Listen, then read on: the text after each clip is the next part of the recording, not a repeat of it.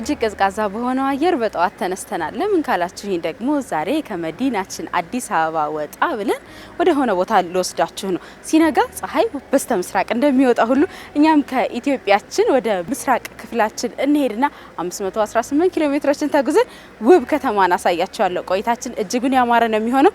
እቃችንን ከታተናል ለመሄድ አሁን ዝግጁ ነን። ከእናንተ ጋር አብረን እንጓዛለን። ዱካ ተጀምሯል። እኔ ሃኒ አበበ ነኝ። መልካም ጊዜ።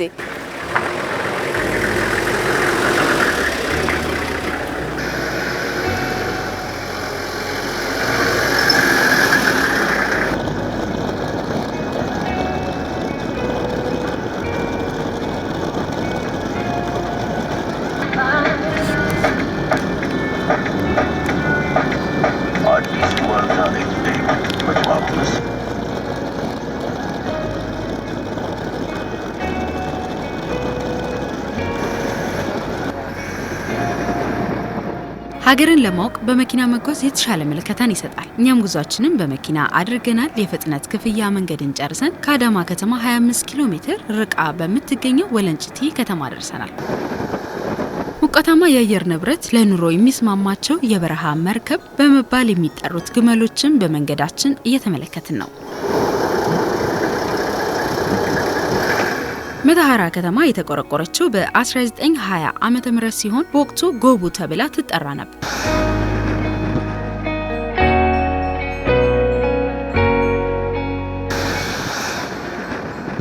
ጉዟችንን ቀጥለናል። ሙቀቱም ደግሞ እየጨመረ ነው። መተሃራ በጣፋጭ ብርቱካኖቿም ትታወቃለች። እንዴት አለ? ሰላም ነው? ሙቀት እንዴት ነው? እንኳን ደህና ቆያችሁን። አለን ይመስገን። ቆንጆ አየር ነው። ትንሽ ሞቅ ይላል እንጂ አይደለ? እንዲያውም ወቅቱ ቀዝቀዝ የሚል ነው። የሚገርም ነው። እኛ እንዲያውም ጉዟችንን እያየን የተወሰነ ይሞቃል እያለን ነበር። ለጉዟችን የሚሆነንን ብርቱካን ለመግዛት ጎራ አለን። መሐመድ አሊን አገኘን። በብርቱካን ገበያ ተማርቶ የሚኖር ወጣት ነው። በኢትዮጵያዊ መስተንግዶ ፈገግ ብሎ ተቀበለን። 1 ኪሎ ብርቱካን 100 ብር ነው። የሚያስፈልገንን ገዝተን በሰላምታ ተለያየን። ወደፊት መገስገሳችንንም ቀጠልን። ከቅዝቃዜ እንግዲህ ወደ ሞቃቱ የሀገራችን ክፍል ነው እየተጓዝን የምንገኘው። ቆንጆ የሆነ የመተሃራ ብርቱካንም ገዝተናል። መተሃራ ከተማ እንግዲህ ከአዲስ አበባ 196 ኪሎ ሜትር ርቀት ላይ ትገኛለች። በስተ ምስራቅ የአዋሽ ፓርክ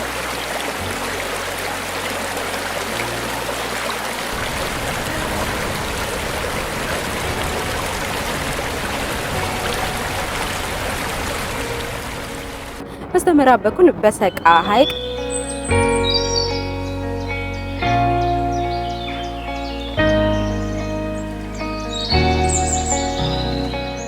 በስተ ሰሜን የፈንታሌ ተራራና በስተ ደቡብ ደግሞ የመተሃራ ስኳር ፋብሪካ ያዋስናታል።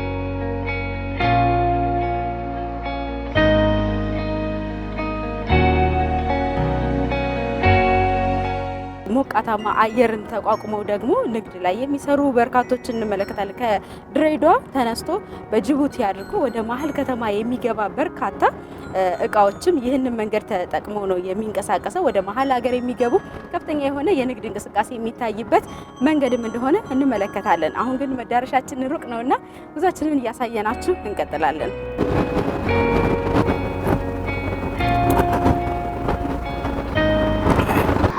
በጣም ደስ ይላል። አሁን ወዴት እየደረስን ነው? ትንሽ ሙቀቱ አሁን አዋሽ ገባል። ሙቀቱ ግን አስቸጋሪ ነው። አዲስ አበባ ላይ እንደምደኛ ሙቀቱ ነው እንጂ የሚያኛክል መንገዱስ እንዴት ነው? መንገዳችን በጣም የተሳካ ነው። ደስ ይላል። የምንመለከተው ነገር በጣም የሚያምር ነው አይደል? በጣም ደስ ይላል። ከዚህ በኋላ አሁን ምን ከተማ ነው የምናገኘው? ከዚህ በኋላ አሁን ቦርደዴ እናገኛታለን። ቦርደዴ ከዛም እሱ አሰበ እያለን ትሬድ ነው ገባል። ይቅናል። እንግዲህ መልካም ጊዜ ይሆነልን። አሜን።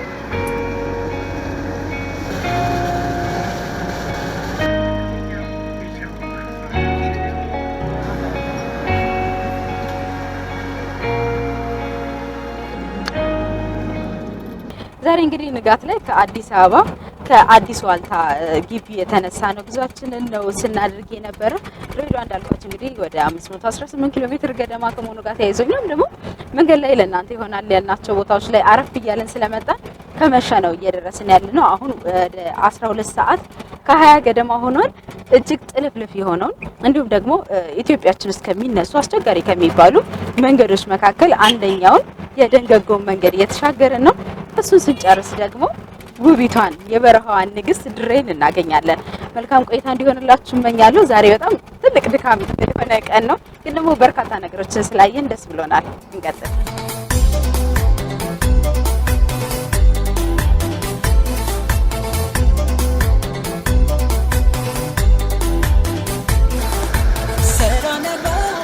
ድሬ በማታ ውብ ነች። የትራንስፖርት ፍሰቷም እስከ ምሽት ድረስ በተቀላጠፈ መንገድ አገልግሎት ይሰጣል።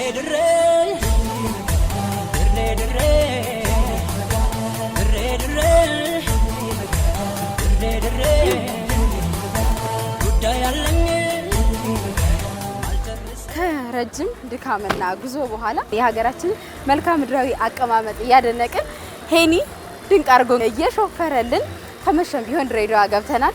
ዛሬ ምንም ተጨማሪ ነገር ላሳያችሁ አልችልም። የድሬን የምሽት ድባብ በምስል አስቃኛችኋለሁ። ጠዋት ማልደን እንነሳለን። የት እንሄዳለን የሚለውን ታዲያ ከዱካ ጋር ቆይታ አስታርጉ ነው የምታውቁት። መልካም ምሽት። ባለጋሪ አንተ ባለ ባቡሩ ድሬ ናፈቀኝ ሲመሽ መዞሩ ድሬ ናፈቀኝ ሲመሽ መዞሩ። ቀኑን ለሰራዊቱ ምሽቱን ለአራዊቱ እንዲል ያገሬ ሰው የንጋቷን ጀንበር ተከትለን የጉብኝታችንን የመጀመሪያ ቀን ለመጀመር በጠዋት ተነሳን። ድሬዳዋ ስትነሳ ታዲያ ሰፈሮቿን አብረን ማንሳታችን አይቀርም። የሰፈሮቿ ስያሜዎችን ስንመለከት ጣሊያንኛ፣ ሶማሌኛ፣ አማርኛ፣ እንግሊዘኛ፣ ኦሮምኛ ቋንቋዎች የተውጣጡ ስያሜዎችን የያዙ ናቸው። ታዲያ እነዚህ ሰፈሮች ከከተማዋ ምስረታ ጋር አብረው የመጡና እንዲሁም ደግሞ አዲስ ሰፈር የሚባሉ አሁን ከቅርብ ጊዜ ወዲህ የለሙ ሰፈሮችን እንመለከታለን። አሁን ወደ አንደኛውና በጠዋት እጅግ ወደሚደምቀው የገበያ ማዕከል ነው ይዣቸው የሚሄደው አሸዋ።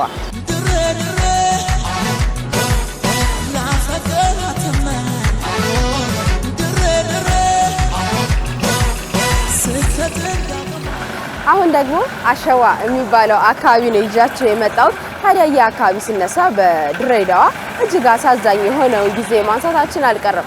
በ1998 ዓመተ ምህረት የተከሰተው የጎርፍ አደጋ ታዲያ በርካቶችን ከቤት ንብረታቸው ያፈናቀለ እንዲሁም ደግሞ የበርካቶችን ሕይወት የቀጠፈ አሳዛኝ ጊዜ መመልከታችን አልቀረም። ከዛ ባሻገር ግን ድሬዳዋና አሸዋ ሲነሱ ታዲያ እጅግ የሞቀ የገበያ ማዕከል ከጠዋት እስከ ማታ ድረስ ከፍተኛ የሆነ ግብይት የሚገበያይበትና ንዋይም ደግሞ የሚንቀሳቀስበት አካባቢ እንደሆነ ማንሳት እንችላለን። ከዛ ባሻገር ጥሩ ቁርስ አለን ብለውኝ ነው የመጣሁት። በጠዋት እንግዲህ ያለውን ነገር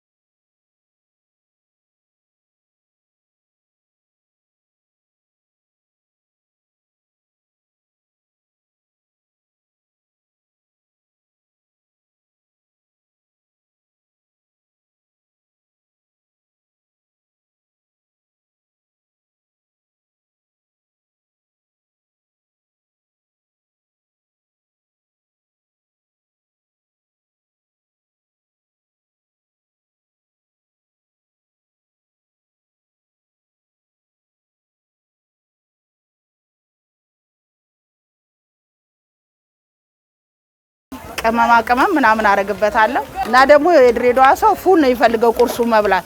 እንጀራ ነገር አይወድም። ማንም እንጀራ ነገር አይበላም እዚህ ሀገር። ይኸው ታገልብጭላችሁ እንደዚህ እኔ እንደማማስለው አርግ። ይኸው አስገቢላቸው በቃ ይኸው ወይ ይኸው ገባ በቃ ነው ያስገቢላችሁ። ይሄ ለደጀኔ ይሁን።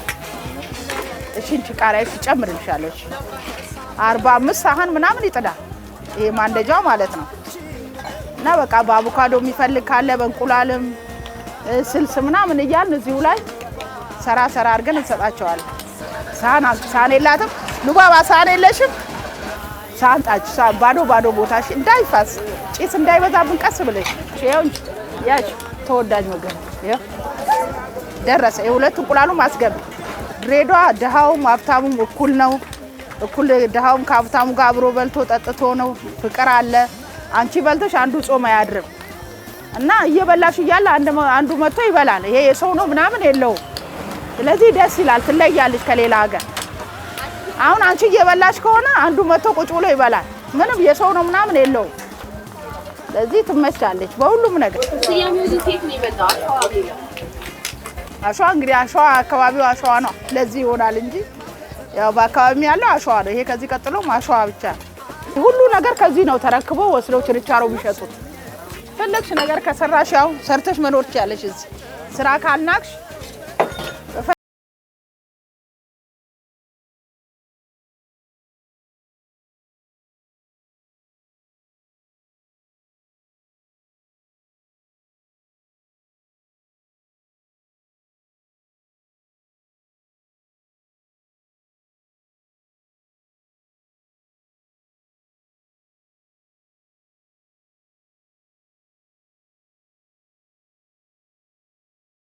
አንድ ጊዜ ደግሞ ብዙ ፍሎችን መስራት እንደምችል ተመልክተናል።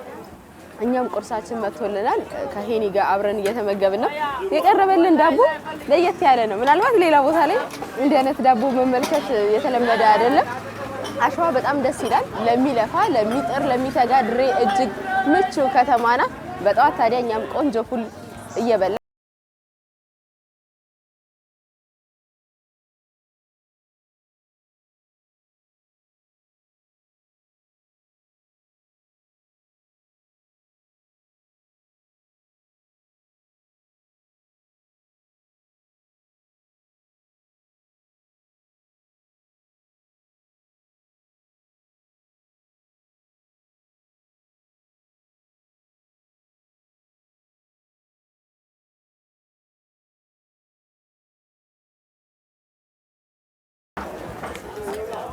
የድንች ቾቾ አይነት ደግሞ ድንች ሰላጣ፣ ድንች በአቮካዶ፣ ድንች ጥብስ እና ድንች በፉልም አለ። ድንች በእንቁላልም ሁሉም አይነት እንሰራለን ከፉል ጋር። አሁን የምሰሪ ምንድነው? ድንች ሰላጣ። በሁሉም ሰዓት ድንች አለ። ከሰዓትም ጠዋትም ምሳ ሰዓትም በተለያየ መልክ ይቀርባል። በደንብ ነው የምንቀበለው። ያው ተቀበላችሁ አይደለ? በቃ ሰው እንዳመጣጡ እንሸኛለን። ሙንታ ይሄ የና አህመዲን ውሰጅላቸው። ድንች ትእዛዝ የለማ ወይ ቤት ውስጥ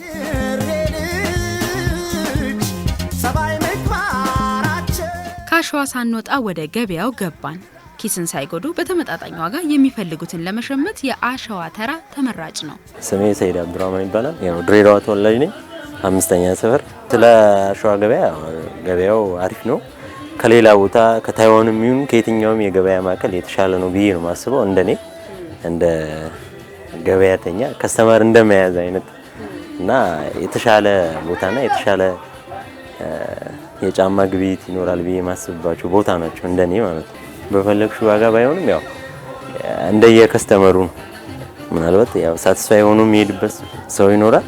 እንደዛውም ደግሞ ያው አማሮ የሚሄድ ሰው ሊኖር ይችላል። ግን አንጻራዊ ሲታይ የተሻለ ገበያ ማዕከል ነው ብዬ አስባለሁ።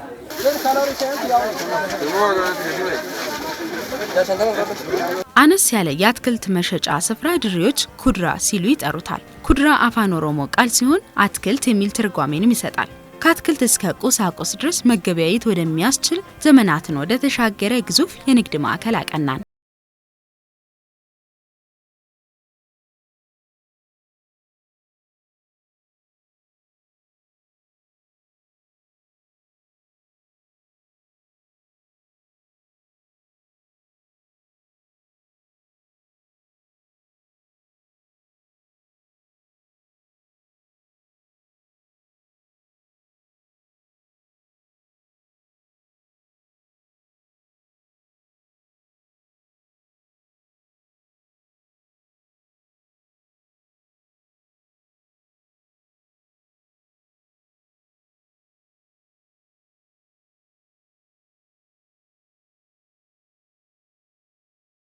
አታችን ጋር ደግሞ የተወሰነ ቆይታ እናደርጋለን።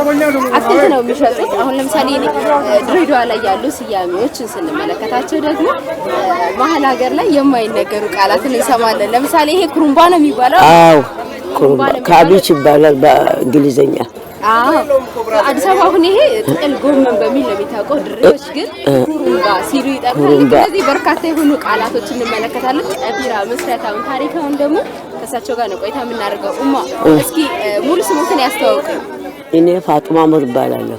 እዚሁ ገበሬ ሳመጣ ከገበሬ ገዝተን ወይ ባለ ሀገር ሄደን ልከን ሰው ገዝተው ያመጣልናል። ከዛም በኋላ እዚህ እጅ ወደ አፍ እንሸጣለን እና እንደ ድሮ ገበያም የለም፣ ገበያ ሞቷል። ቀፊራ ድሮ እንደዚህ አልነበረም። ስፔሻል ቆንጆ ነበር። ቱሪስት መጥተው ማየው ሰው በዛበት። ግማሻቸው ሀሸባን ያሉ፣ ግማሹም እዚህ ያሉ። ምን ያህል አመሰሩ? አሁን እርሶ ቀፊራ ላይ 12 ዓመት ይሆናል። ወደ ገበያው የሚመጣው አትክልት ከየት አካባቢ የሚመጣ ነው? ከባለ ሀገር ከአዲስ አበባ ድንች ይመጣል። እዚህ ሽንኩርት፣ የቀረው አታክልት ሁሉ የኛ ነው። ድንችም ይመጣል ከገበሬ። ገበሬዎቹ ናቸው ማመጡት። እንደ ድሬ ያለ እንዴ? አውኮ ድሬ ቀሽት ነው እኮ አንቺ። እንግዳ የትም መጥተው እኛን ይቀበላለን። ወዳው ታውቀው ወዳው እንቀበላቸዋለን። ከየትም ይመጣሉ። አየራ ጀምሮ ከብርቱካን አንስተሽ ከመንደሪን አንስተሽ ከለጋሬ የሚመጣው ይበላሉ፣ ይገዛሉ። ለግሽጣም አንስተሽ ሁሉ ነገር ይመጣሉ። ከለጋሬ ከእረሪም ይመጣሉ፣ ከመልካም ይመጣል እና ጥሩ ነው።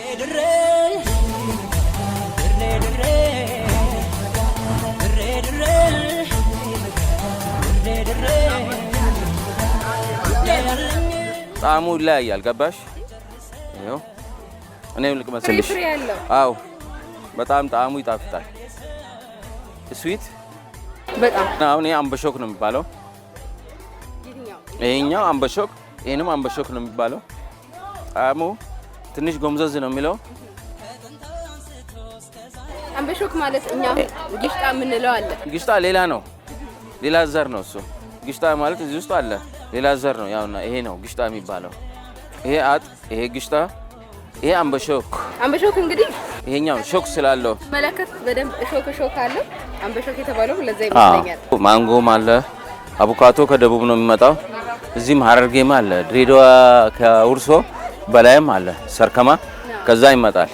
ድሬ ማለት ፍቅር ነች፣ እናትም ነች፣ አባትም ነች። እንግዳም በረሃቡ አያድርም። ችግሮ የሚመጣም እንረዳቸዋለን። የተቸገረም ብር ከሁሉም ሰው ይሰበሰባል።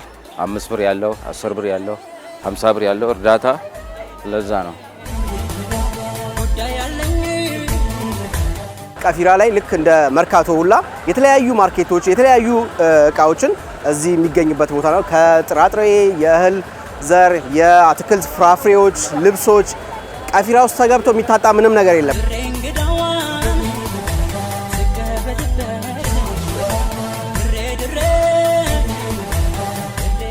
ቀፊራ ገበያ ማዕከል ትርጉሙ ራሱ ምንድነው? ቀፊር የሚለው የአረብኛ ቃል ሲሆን እንደ ዘብ እንደማለት ነውና በ5 በሮች አሉት። በእነዚህ 5 በሮች እንግዲህ በተለያየ አቅጣጫ ውስጥ የሚመጡ ማህበረሰቡ እየገቡ በውስጡ የሚገያዩበት ሁኔታዎች ነው ያሉት።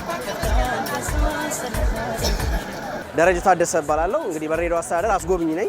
በ1940ዎቹ ላይ የተመሰረተ ትልቅ የአርኪቴክቸር ዲዛይኑ ከሀረር ግንብ ጋር ተመሳሳይነት ያለው ሲሆን በአርመኖች እንደተሰራ መረጃዎች ይጠቁማሉ ማለት ነው። ይህ የገበያ ማዕከል እንግዲህ በርካታ ሰዎች መጥተው የሚገያዩበት የሀገሬውም የውጭ ሰዎችም መጥተው የሚገያዩበት ነው። አንዱ በድሬዳዋ ባህልና ቱሪዝምና በአዲስ አበባ ቅርስና ጥናት ጥበቃ ባለስልጣን በጋራ በመሆን አንዱ የድሬዳዋ ቅርስነት ሆኖ ተመዝግበዋል ማለት ነው። በቀፊራ ግብይት እየተገረምን ወደ ነምበር 1 ሰፈር አቀናን። የሰፈሩ ስያሜ ትርጉም ምን ይሆን ስል አስጎብኛችን ደረጃን ጠየቁት።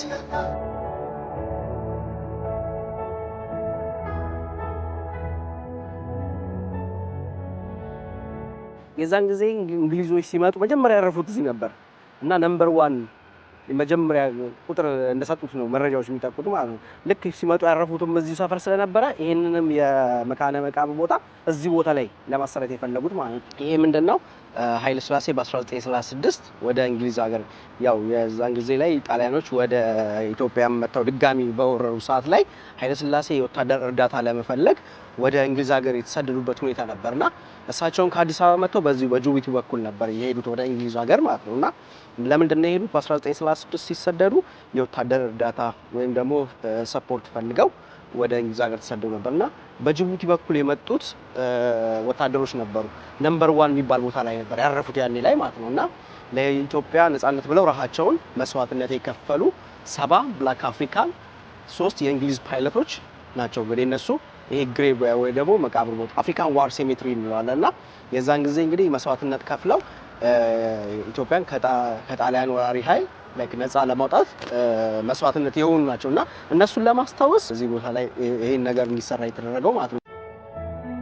በእንግሊዝ ቀኝ አገዛዝ ስርዓት ስር ካለፉ ሀገራት የተውጣጡ 70 አፍሪካውያን ወታደሮችና 3 የእንግሊዝ ካፕቴኖች በዚህ ስፍራ መካነ መቃብራቸው ይገኛል። ድሬዳዋ ላይ እንግዲህ በርካታ ዜጎች ከኢትዮጵያውያን ውጪ ፈረንሳይ፣ አርመን፣ እንግሊዞች፣ ጣሊያኖች፣ ህንዶች ይኖርበት ነበር ይታወቃልና ከዚህ ውጪ ሌላ መካነ መቃብር ምን እናገኛለን? እንግዲህ የራሳቸውን የመቃብር ቦታ ወይም ደግሞ የሬሳ ማቃጠያ የሚባል ቦታ አለ። የህንዶች እነሱም ባሊያኖች የሚባሉ ባሊያን ኮሚኒቲ መጋላ ላይ አለ። እነሱ እንግዲህ የዛን ሰዓት ላይ በንግድ ስራ ላይ ነበር የተሰማሩት።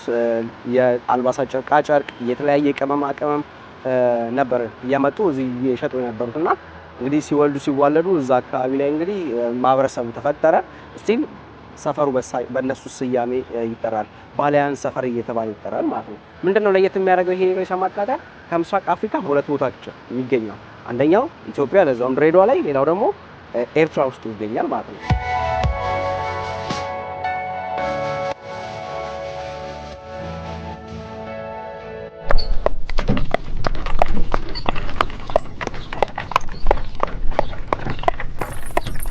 ነምበር 1 አፍቴሳን ሰፈሮችን ጎብኝተን መጋላን ተሻግረን ወደ ከዚራ ሰፈሮች ጉዟችንን አቀናን። ድሬ ላይ ካሉ ሰፈሮች አንዱ ከዚራ ነው። የከዚራ ዛፎች ታዲያ ተቃቅፎ ፍቅርን ይሰብካሉ። ወጣቶች በዚህ ቦታ ላይ የፍቅር ጊዜያቸውን ያሳልፉበታል። አዛውንቶች ደግሞ ስላለፈ ዘመናቸው ያወጉበታል። ድሬ ላይ መታችሁ ከዚራ ጥላው ስር ደግሞ ከጎበኛችሁ የሃይማኖት ግርማ ዘፈን ከዚራ ነው ቤቴ ትውስ ይላችኋል። ከዚራ ነው ቤቴ ከዚራ ቤቴ ከዚራ ነው ቤቴ ከዚራ ቤቴ ከዚራ ነው ቤቴ ከዚራ ቤቴ ከዚራ ነው። እንደምን አሉ? ሰላም ነው? እግዚአብሔር ይመስገን አለህ ይመስገን። ከዚራ ላይ ካሉ ጥንታዊ ቤቶች አረፍ ብለናል። እጅግ ደስ የሚል የከተማ ድባብ እንመለከታለን። የባጃጆቹ መኪናው እንቅስቃሴ ድምጽ በሙሉ እጅግ ያማረና ሞቅ ያለሽ ከተማ መሆኗን የምናውቅበት ሰፈር ነው። አሁን ታዲያ ከአንድ እንግዳ ጋር ቆይታ አደርጋለሁ። ጋሼ እንደምን አሉ? እስኪ ራስዎትን ያስተዋውቁ። ኦኬ፣ መላኩ እባላለሁ። ድሬዳዋ ውስጥ በአብዛኛው ይሄ የፈረንጅ ከተማ ነው የሚባለው። 2 እና 3 ሲኒማ ቤቶች ነበሩ። ማጀስቲክ እና ኤምፓየር የሚባሉ ሲኒማ ቤቶች ነበሩ።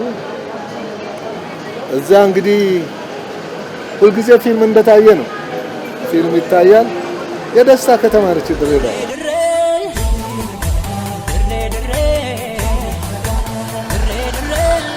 የፈረንሳይ ጫማ ሜዲ ፓሪስ ፍራንስ የሚል እንደዚህ ጥፍጥፍ የሚል እነሱን ነው የምናደርገው። መጋላ ውስጥ አጂ በክሪ የሚባሉ ነበሩ፣ ነፍሳቸውን ይማርና እሳቸው በ30 ብር ነው ምናምን የሚሸጡልን። እሱን እናደርጋለን። ደስ የሚል ጊዜ ነበር ያሳለፍነው። በጣም ደስ የሚል ነው። አንተ ባለጋሪ ውሰደኝ በሞቴ አዲሱ ከተማ ምናምን የሚዘፈን ነበረ። ግጥም አለው። ባለጋሪው ቶሎ ቶሎ ንዳው፣ ባለጋሪው ቶሎ ቶሎ ንዳው። አትራክቲቭ ነች ድሬዳዋ እኮ ማለት ህይወት ማለት ነው። ድሬዳዋ መግደርደር የለም። አንቺ ስትበይካ አገንተለ በላ ምናምን አትይም። እሱ መጥቶ ይበላል፣ የእሱን ያመጣል፣ እንበላለን። መፈቃቀር መተሳሰብ ነው። በጣም መተሳሰብ ነው። ድሬዳዋ ደስ የሚል ሀገር ነው። በጣም ደስ የሚል ሀገር ነው። ለብሊ ሀገር ነው። ተወዳጅ ሀገር ነው። እስላም ክርስቲያኑ ተፋቅሮ ተዋዶ እንደዚህ ተቃቅፎ የሚኖር ነው። ምን ቢሰሙ ስለ ፍቅርሽ እኔም የራሴን ልንገርልሽ የለም ጠርቶሽ የሚሰለች ይሄ የምናየው ሆቴል ደግሞ የመጀመሪያ ሆቴል በ1908 አካባቢ ላይ እንደተመሰረተ መረጃዎች ይጠቁማሉ። ምንድነው እንግዲህ ይሄ ሆቴል በርካታ የውጭ ሀገር ሰዎች ሲመጡ የሀገሬው ሰዎች ሲመጡ እዚህ ቦታ ላይ መጥተው የሚያርፉበት ሁኔታዎች ነበረ። ከዚህ ቀደም ኦልሞስት ከዛሬ 2 ዓመት በፊት አካባቢ ላይ የውጭ ሀገር ተጽዕኖ ፈጣሪዎች የሆኑ ፊልም ተሰርቶበታል። ስዌትነስ ኢን ዘ ቤል የሚል ፊልም እዚህ ተሰርቶበት ነበር። Must be nice to have this place all to yourself. I didn't ask for it. You didn't have to. When we come together, we tell each other our stories. I don't have much to tell. The soldiers beat him Until he was broken. Your husband is alive, Amina. He won't be able to forget.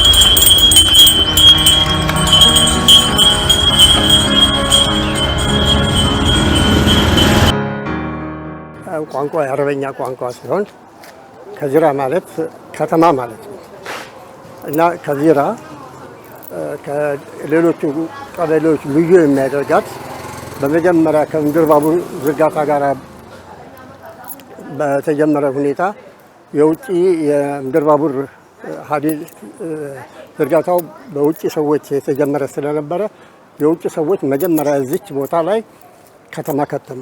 የምድር ባቡር ዝርጋታ እንደተጀመረ ፈረንሳዮች ድሬዳዋን በፕላንና በእቅድ መስርተዋት ዘመናዊ በሆነ ሁኔታ ህንፃዎችን በመስራት ከተማዋን እንድትታወቅ ያደርጋታል።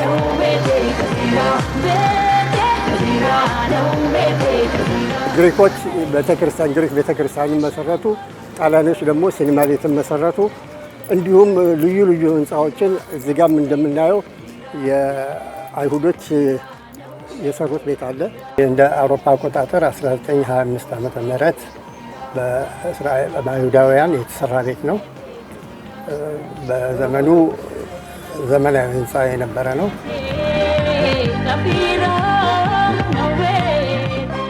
በጋሬ ደግሞ ውሃ በአህያ ይቀዳበት ስለነበረ ያን ስያሜ ይዞ የተሰየመ ነው። ሀፍቴሳ የሚለው ቀበሌ ደግሞ በሶማሌኛ ነው። የኢሳዎች ጎጆ ማለት ነው፣ ወይም መኖሪያ ያለበት ቦታ በዛ ስም የተሰየመ ነው። ገንደ ዲፖ የሚለው ዲፖ የውጭ ቋንቋ ሲሆን ማከማቻ ነዳጅ ምናምን ማከማቻ ስለነበረ ገንደ ዲፖ የሚለውን ስም ስያሜ ይዟል። ደቻቱ የሚለው ደግሞ ወንዝ ስለነበረ ከወንዝ መለስ ያለውን ቦታ ደቻቱ የሚለውን ስያሜ ያገኘ። ወይም አሁን እንደሚታወቀው ፈረስ መጋላ የሚባላል። ቀብሪ ጆሌ የሚላለ ቀብሪ ጆሌ ማለት ያው የኦሮምኛ ቃላት እንዳተረጓጎሙ ከሆነ የልጆች መቃብር ቦታ ማለት ነው። ሸመንደፈር የኢትዮጵያ ጅቡቲ ምድር ባቡር ድርጅት ከፊታችን አለ። ሌላ ደግሞ ትልቅ ተቋም እዚህ አካባቢ አለ አይደል? ታሪካዊ። አዎ፣ እዚህ መኮንን ባር ይባላል። አሁን ልዑል መኮንን ባር ነው የሚባለው።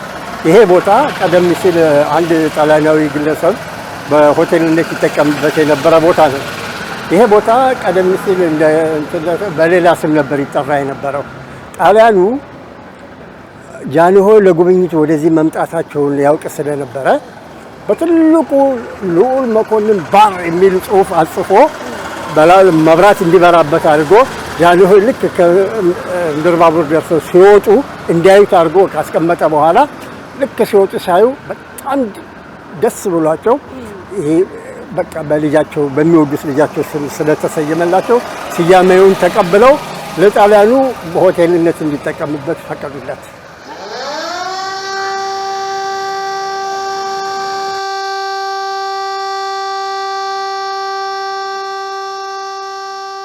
አንድ ከበድ ያለ ድምጽ ይወጣል። ይህም የምድር ባቡር አላርም ወይም ደግሞ ጅቦ በመባል ይታወቃል። እንዲሁ ጅቦ እንዴት ተባለ?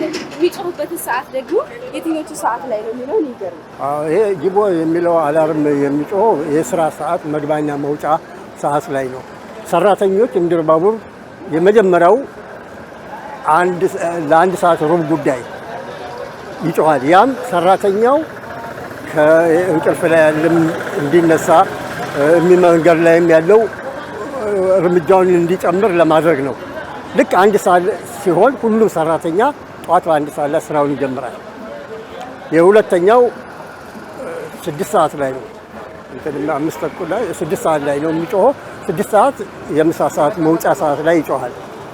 ከሰዓት በኋላ ለ9 ሩብ ጉዳይ ሰራተኛው ልክ ጠዋት 1 ሰዓት ላይ እንደሚደረገው ለ9 ሩብ ጉዳይ ይጮሃል። 9 ሰዓት ደግሞ ሁለተኛው ይጮሃል። ያን ሰራተኛ ተጠቃሎ የሚገባበት ሳቢያን የሚለው ቃል ከጣሊያንኛ የመጣ ቃል ነው። ያም በሜስ ይጠቀሙበት ስለነበረ ያን ቦታ የተሻለ ቦታ ብለው ስያሜ የሰጡት ይመስለናል። በድሬ የጠዋት ፉል የገበያ ቦታዎች በምድር ባቡር ጅቡ ውላችንን እየቃኘን ወደ ሳቢያን አመራን። አመሻሽ ላይ ተወዳጅ የሆነ ድንች ሰላጣ እዛ ታገኛለሽ ብለውኛል።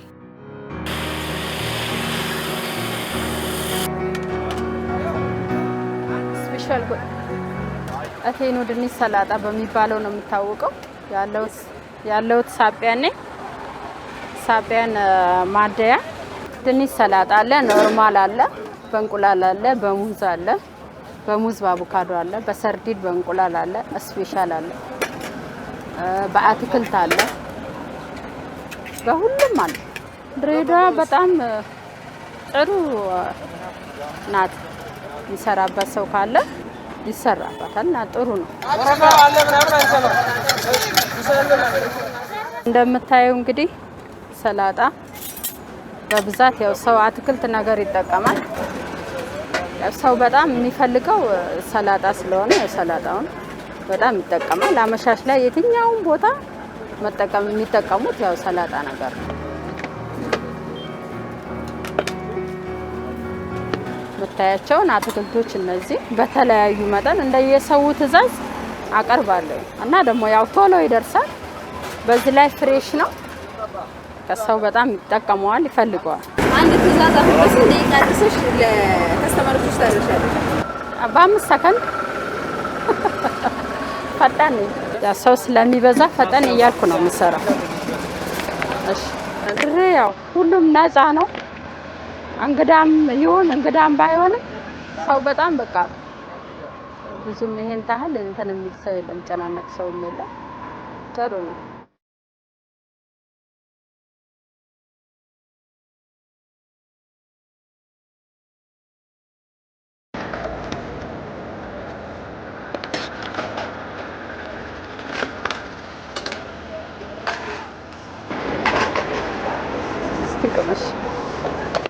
ከዛ አስተያየት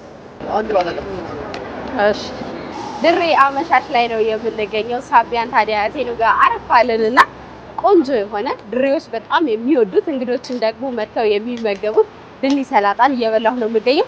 የሌለው አይነት አትክልት የለም። ለጤና ምን ያህል ተስማሚ እንደሆነ ልነግራችሁ አልችልም። እኔም አሁን መክሰስ ቀርቦልኛል ልበላ ነው። በነገራችን ላይ ድሬዎች ደግሞ የመክሰስ ሰዓትን ካትረን ሲሉ ነው የሚጠሩት። እኛ መክሰስ እንለዋለን። ስለዚህ ለዛሬ ግን ካትረናችንን እንመገባለን። ሁላችሁም መቅመስ አለባችሁ መጣችሁ። እጅ የሚያስቆረጥመውን ድንች ሰላጣችንን ጥርግ አድርገን በልተናል። የመጀመሪያ ቀን የዱካ ጉዟችን እዚሁ ላይ ቋጨን። ሳምንት ጉዟችን ይቀጥላል። ሀኒ አበበ አብሬያችሁ ቆይታ አድርጌያለሁ። መልካም ምሽት፣ መልካም